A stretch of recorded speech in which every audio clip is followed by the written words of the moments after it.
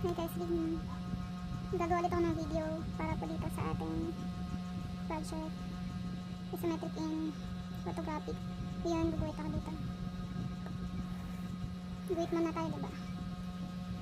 Pagkatapos yung center.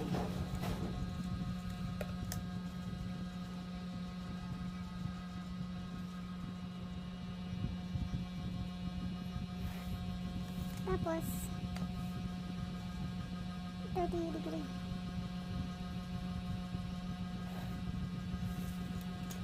Degree din.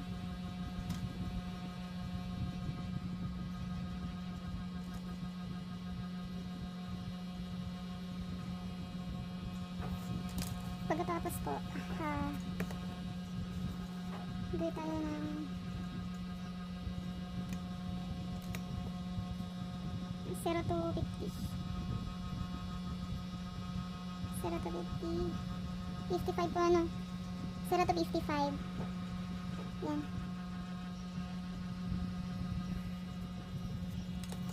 Tapos dito 10. Hindi ko malapitan ano. Parang dilim. 10. Tapos, nalagyan ko na rin ng tanda dito para hindi sumobra.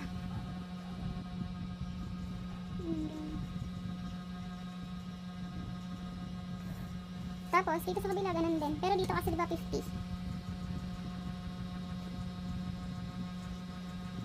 Dito, 50. Tapos 10. 10 din. Ang dilim ng ilaw. Mas maganda. Ano ito? Ang dumi ah. Ayun nga po. Gumawa ko ng ilaw para hindi siya ganun kadilim.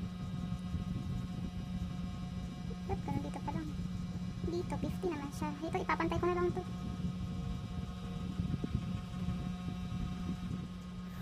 Tapos, mag-measure tayo mula dito hanggang dito ng 25.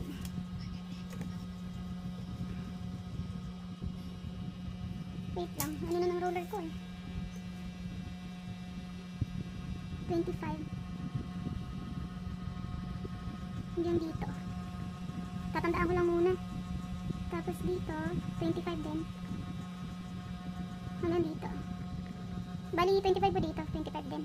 Pero bago yon, para pantay po, anin ko muna to tataas.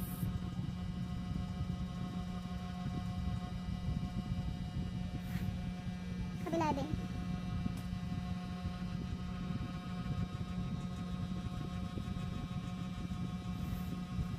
Pagkatapos itong 25 na nilagyan natin dito, mag-measure din tayo ng 25 sa kabila.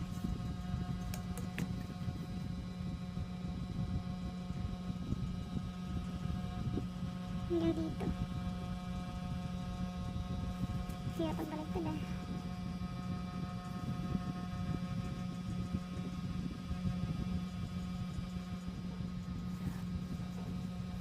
Dito din, mag-measure na rin ako ng 25.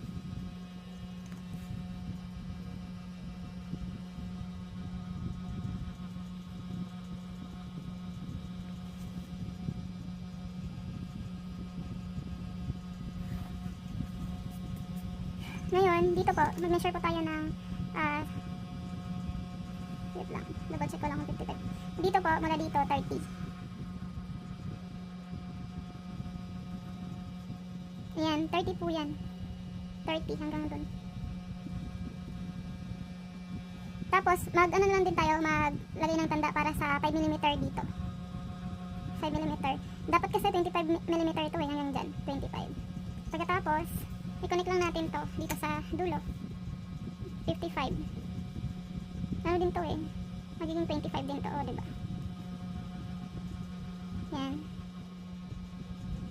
25 na yan.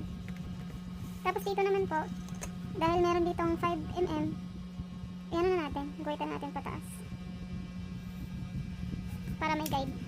Tapos, mag-measure tayo mula dito hanggang dito ng 25. Diba kasi nakalagay doon pero 25 lang dapat yung sukat niya. Ayan. Ayan, nilalagyan ko lang muna ng tanda. I-connect na lang natin to kasi automatic magiging 25 din to. Tapos, mag-measure po tayo ng 25 mula dito hanggang dito po. Pero bago yun, i-check ko muna dito kung 25 talaga siya. Okay, hanggang doon.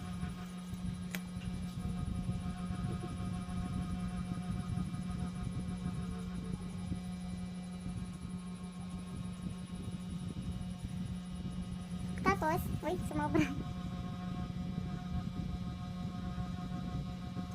Dapat, tanggalin ko na lang para.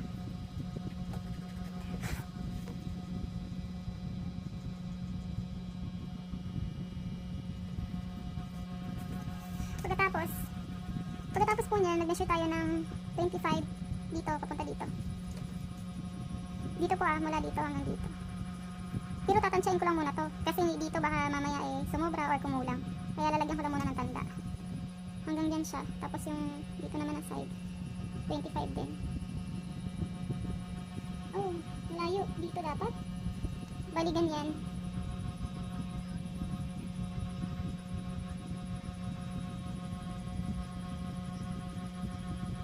Tapos,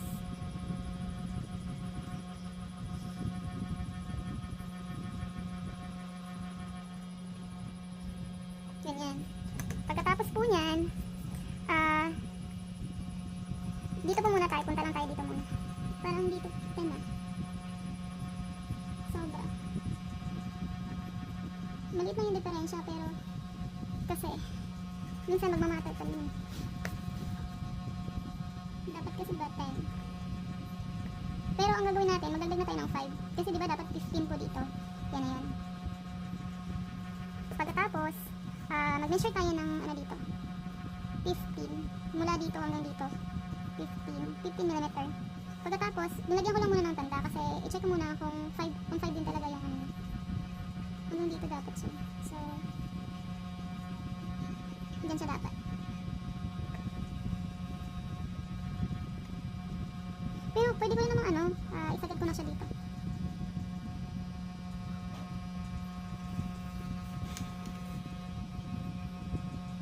Para sigurado tayo. Diba? Tapos, ito yun mamaya na natin guhitan. Basta dapat 15 sa ngayon, 15 pa siya dito. Pagkatapos, yung gagawin natin, mag-measure na lang tayo dito ng, mula dito hanggang dito ng 25 po. Mula dito hanggang dito. Okay. Hanggang dito siya dapat. Hanggang dito. Tapos, dito na, ano ko lang muna, estimate kasi dito kailangan din talagang mag-swak siya ng 25 din. 25. Ayun, tsakto yung guhit natin. Yan na yun. Tsakto to itong guide. Ngayon yun na yun. Pagkatapos, dahil meron tayong 5mm dito, hanggang dyan, magiging 20 na lang to. Magbabawas tayo ng 5mm. Mula dito, hanggang dito. Kabila din. Guhitan natin. Magiging 20 na to. Oh, yun na yun. Pagkatapos, dito, hanggang dyan, dito sa 15mm na dinagdag natin, hanggang dito dapat 30mm yan. Yung video ko nakaraan, di ba? Hindi ko alam ba't. Okay, ngayon kasi may magic talaga, char. Ayun, 30 na siya. Di ba? 30 talaga siya. Tapos, dito na tayo sa 15, no? 15. Pero, magdadagdag tayo ng another 5 inch. 5mm, I mean. Sorry. Dito. Kasi actually, 20 talaga siya. Hindi lang siya 15. And then, i-connect natin tong dito hanggang dito. Magiging 30 din to. 30mm din to pag ginanect. Perfect, diba? Dito ko na-stress Hindi ko siya nag-gets, pero nung sa kaka-practice ko, na ano ko siya, nag-gets ko na. Tapos, ito, mula dito hanggang dyan, 5mm yan. I-connect natin. Dito mamaya. Pero bago yun, 20 po pala itong sa taas. 20. Tapos sa baba, 20 din po. Yung dito. Tapos, ito po, ay yung i-connect natin dito. Dito, sa 5mm. I-connect natin dyan. Tapos, ito po, i-connect natin diyan, sa baba. Looks natin.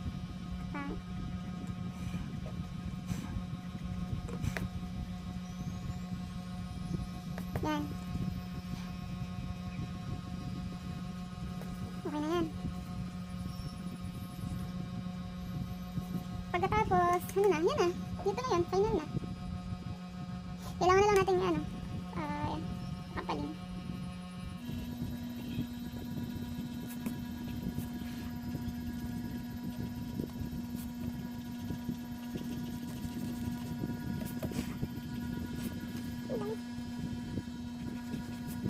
Ang dumi. Ito po kasi dapat matanggal ko. Hindi na kita eh.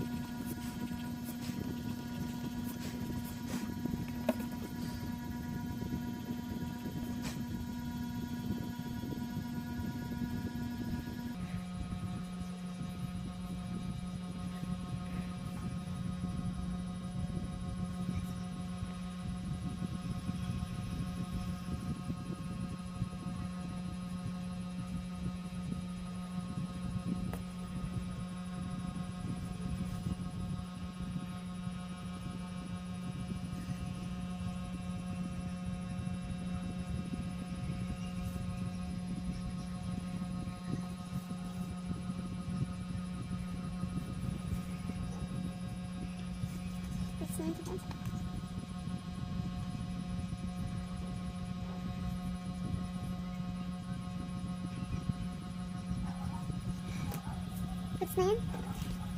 Ngayon, gagawa na po tayo ng ano niya. Tawag dito. Gagawa tayo ng kanyang orthographic. Ito muna front 1, 2, 3. Dapat parang ano ko na. Ganun.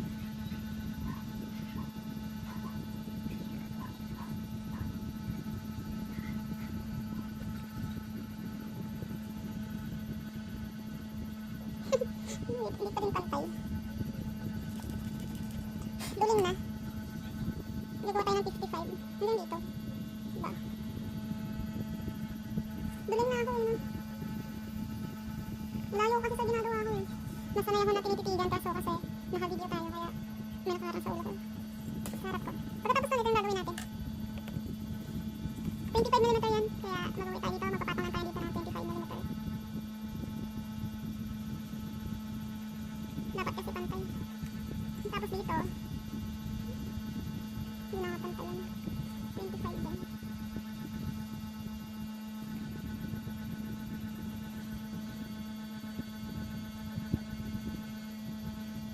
Okay, pagkatapos ito po. Ano yan? 30mm by 5. So dito, hanggang 5. Hanggang 5. Hindi ko na to. Tapos dito 30. Okay. Yan na yun. Parang yung pangit. Basta yun na yun. Ito na yung itsura ng front. Tapos, ito naman ang gagawin natin sunod. Ito. Top 1, 2, 3. Yung measurement po nito is ano po, 55. Papakita ko. Mula dito hanggang dito pa rin. Pagkatapos, measure tayo ng 25 sa gilid. Ito. Pantay ba? Tapos, 25 ulit sa taas. Pagkatapos po, liliko tayo dito. Aakit tayo ng 5mm.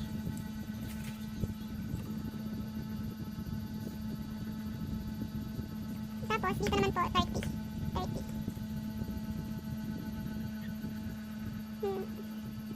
Tapos, 30 din pa sa baba, sa gilid. Dito po yung galing. Ito, 30. Yun na yun. Lumiko pa kasi. Pagkatapos to, yung gagawin natin. 25mm.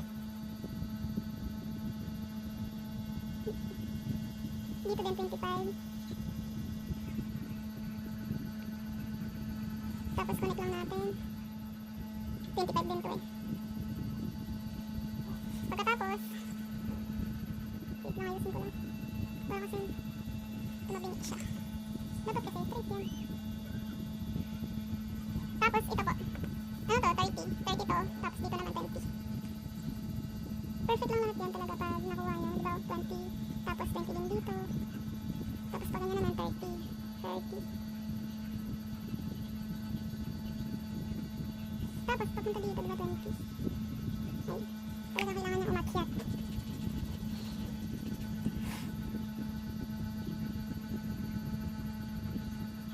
Mahirap kasi pag ano eh. Malayo ako sa sinusulatan ko.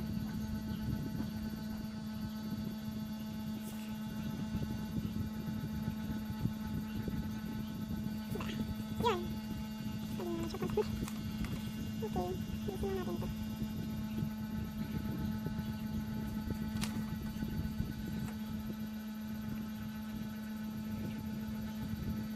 Okay na yan. Gets na. Ito na po yung top.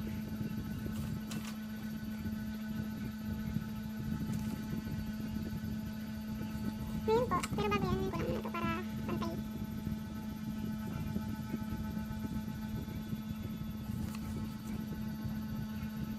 Ang sunod natin na gagawin first, the last time, yung side, right side, 1, 2, saan pa ba? Itong dalawa lang yun. Okay, ito lang, isa, dalawa. Easy. Mga 15 din na times, 15 times din bago ko siya na ano, yun, no? Mag-measure lang tayo dito na ano, ito kasi 25 yan, measure tayo 25. So, 0 to 25. Pagkatapos, measure ulit tayo ng another 25 sa taas. Dito. Tapos, 25. Ay, okay. Sorry naman. Mula dito hanggang dito, dapat 20 na lang yan. Diba? Galing. Galing ko mag-ano. Mali. Kasi nga, nagbukas tayo ng 5. Ganyan. Din tayo magsimula ng 20. Hanggang doon. Tapos, 5. Pababa. Pagkatapos, ito ang gagawin natin. Mag-measure tayo ng 15. Kasi diba ito 15? So, 15. 2. Ganyan. Tapos, dito ako nandyan, 50. Hirap pa. 55 po yan.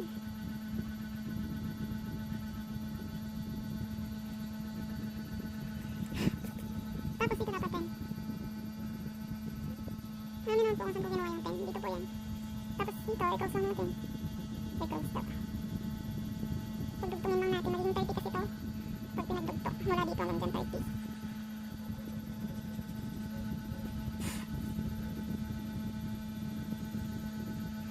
Diba gusto niyo yung measure ko? Ito. Mula dyan hanggang dito, 30. Right? View. Hindi ko na lalagyan ng measurement. Pero mas maganda nalagyan na. So sige. Mula dito hanggang dyan, 55. Tapos dito 10, 25 to. 25 na din to. 25, 25 lahat yan. Ito lang po yung hindi talaga natin nag-gets ng lahat. Kasi kahit ako, unang-una, ang tinatanong ko kung saan yung center. Ito po pala kasi, pinag-aralan ko kasi yung gawa ni Kuya Roy. Buti nag-try siya, pero hindi lang natapos. Pero buti meron akong nakita. Dito, hanggang dito, 30 siya. Akala ko dati, 25, hindi pala. 30. Kasi nga diba, dun sa pinakita ni Sir, 25 dito. Tapos meron pang, may space pa na 5mm. Yun pala yun. Bali yung sentro niya, ito. Tsaka ito. Ito yung center niya. Kaya mahalagang maglagay po kayo dito ng, pag nag-measure kayo mula dito sa center, hanggang dito 30, tapos mag-measure kayo ng 25mm, tapos lagyan niyo po ng ng guhit pataas para po may guide kayo na yun yung magiging center naman po. Yun naman yung magiging center, yung guhit na yon dito sa taas ng 25 by 25 dito sa paligid 25. Hindi na po itong nasa gitna natin, wala na po yan. Ito lang po yun. Ito na po yan. Dito lang po yan nagkaroon ng purpose. Ngayon, tapos pag may guide na kayo dyan, ayun, 25, tapos to 25 din. Mas maganda po na, pag nag-measure kayo, straight nyo na po pababa. Wag na lang po muna kayo mag-20. Mas maganda po dito kayo mag-start para parang hindi po kayo malito. Kasi pagdating dito, magkukonek-connect. Mas maganda po dito siya muna. Pagkatapos nyo mag-measure, papunta dito. Tapos i-measure nyo naman yung dito, papunta dyan, na 25 din. Tapos last nyo na lang po yung dito sa taas na mag-measure kayo ng 5, papunta dito. 5. Kaya siya nakuha ang 30mm. Kasi hindi ko po siya nakuha. Hindi ko talaga siya nakuha. Pinag-aralan ko lang ng maigi na madaming beses. Ang hirap pala niya. Kaya nagtataka ako, yun yung sabi ni Sir di sinunod ko lang din. Pero sobrang hirap. ito talaga ang mahalaga na makuha nyo muna. Ito lang naman yun eh. Wala kasi siyang nakalagay na measurement. Dapat dito, sa gitna, itong gitna natin, hanggang dyan 30. Tapos 25 yan. Tapos lagyan nyo ng guide dito na straight para circle of 25 siya. 25 square. Tapos yan. Tapos last na po ito. Tapos automatic po, magiging 30 na po yung millimeter dito. Tapos sa right view, ito po yung sa orthographic. Dito po, ito yung 55mm kasi ito po yung isa, dalawa, tatlo. So 55. Tapos ito po, 25, 25, 25. Ito naman po, pahaba, 30 na po yan. Tapos ito, 5 lang po. Ito kasi yan eh, 5. Tapos,